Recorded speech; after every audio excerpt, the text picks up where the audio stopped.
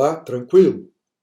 Continuando nossa semana do Direito Civil, quero abordar nesse vídeo os artigos 6º e 7º do projeto de lei 1179 de 2020, que tratam da resilição, resolução e revisão dos contratos. Antes de qualquer coisa, inscreva-se no canal e compartilhe o vídeo. Isso é muito importante, fundamental para divulgar nossas ideias. Muito bem, vamos ao que interessa. Para começar, vale relembrar a diferença entre resilição e resolução. É muito fácil. Resilição é o mesmo que distrato. Como regra, o distrato será bilateral, ou seja, deve ser fruto de livre convenção entre as partes. Excepcionalmente, admite-se o distrato ou resilição unilateral, independente de assentimento da outra parte. É o caso do mandato, do depósito, da locação por prazo indeterminado e de outros contratos. Um outro detalhe é que o distrato segue a forma exigida para o contrato. Bem, resolução, por outro lado, é o que vulgarmente se denomina rescisão. Ocorre quando uma das partes põe fim ao contrato em razão do inadimplemento ou mora da outra parte. Bom, revisão é revisão mesmo, né? Acho que ninguém tem dúvida quanto a isso. Mas o que diz o projeto de lei a respeito da resilição, da resolução e da revisão? Em primeiro lugar, o artigo 6º é categórico. As consequências da pandemia não terão efeito retroativo, mesmo que a pandemia se considere caso fortuito. Bom, nem precisava dessa regra rigorosamente. É óbvio que, em princípio, não podem ter efeito retroativo. De todo modo, é bom que fique claro para evitar que algum espertinho se aproveite da pandemia para tirar vantagem de algum incauto. Eventualmente, no entanto, sendo o caso de se resolver o contrato para se restabelecer o status quo ante, os efeitos serão necessariamente retroativos. Bem, em seguida vem o artigo 7º, a meu ver, com uma inconstitucionalidade. Vamos lá. O que diz o artigo 7º do PL? Não se consideram fatos imprevisíveis o aumento da inflação, a variação cambial, a desvalorização ou a substituição do padrão monetário para os fins previstos nos artigos 307, 478, 479 e 480 do Código Civil, artigos que cuidam da revisão ou resolução contratual por força de fato imprevisível posterior à celebração do contrato. Ora, por que essa norma seria inconstitucional? Porque, a meu ver, o legislador está usurpando as funções do judiciário, a quem cabe estabelecer, em última instância, se um fato é ou não imprevisível. Pode não ser imprevisível para os contratos celebrados a partir de agora, porque neles as partes já podem se precaver.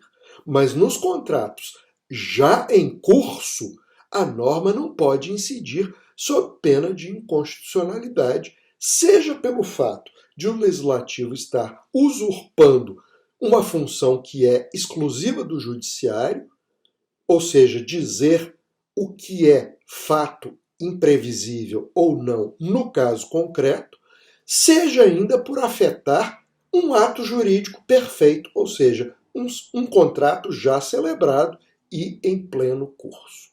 Bom, por fim, o parágrafo 1º do artigo 7º dispõe que as regras sobre revisão contratual previstas no Código do Consumidor e na Lei do Inquilinato não se submetem ao caput do artigo. Em outras palavras, o aumento da inflação, a variação cambial, a desvalorização ou a substituição do padrão monetário podem, eventualmente, considerar-se fato imprevisível para efeito de revisão ou de resolução dos contratos de consumo e de locação urbana.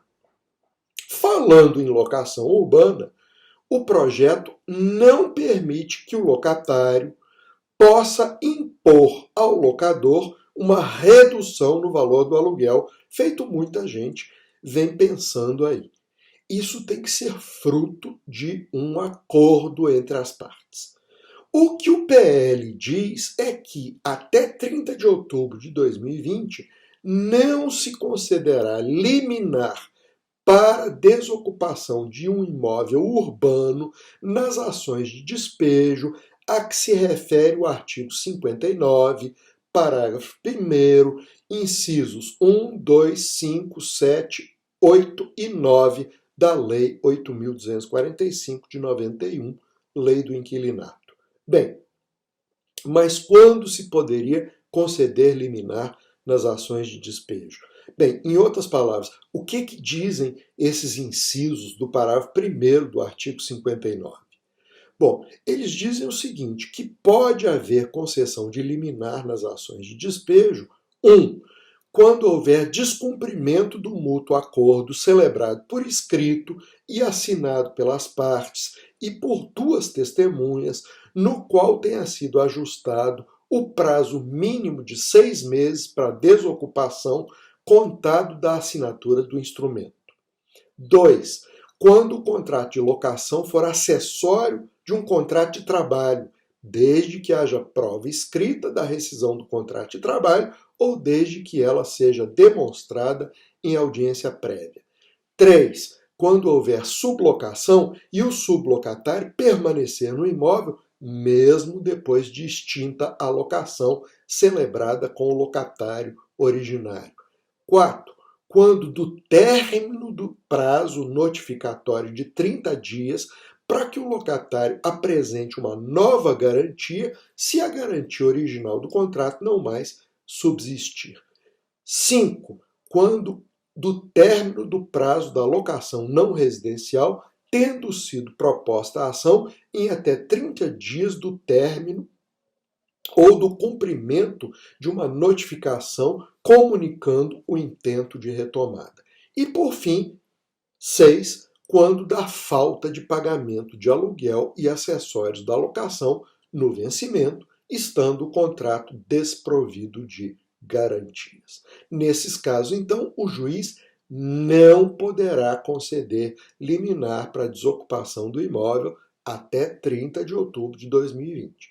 Nos demais casos previstos lá no artigo 59, não é isso? Parágrafo 1º, aí sim poderá ser concedida a liminar para desocupação em 15 dias, inaudita altera pars, desde que se dê caução no valor de 3 meses de aluguel.